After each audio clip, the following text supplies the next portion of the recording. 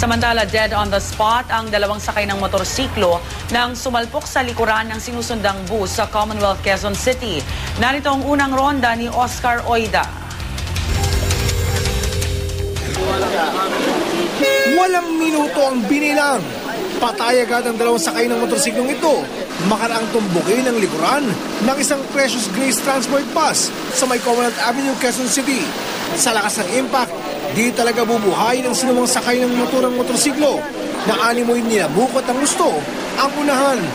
Ang bumper naman ng bus sa likuran, nalagas. Kwento ng konduktor ng bus, tinatahak nila ang naturang kalsada nang makarinig siya ng isang malakas sa kalabog.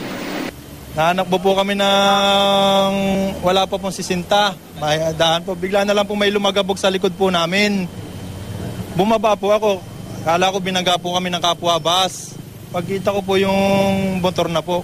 Ang masakit nito, pareho pang walang helmet ang dalawang sakay ng motorsiklo.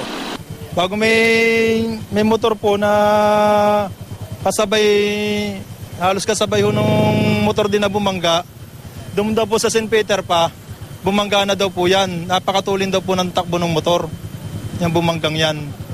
Suspetsa nila, nakainom ang mga sakay ng motorsiklo. Pero ayaw pa kasiguro ng mga investigador. Nila, kailangan nilang imbestigahan ang gustong mangyayari, lalo pat sa motorcycle lane nangyari ang aksidente. Ito ng balita sa Quezon City. Oscar Oida, reporting.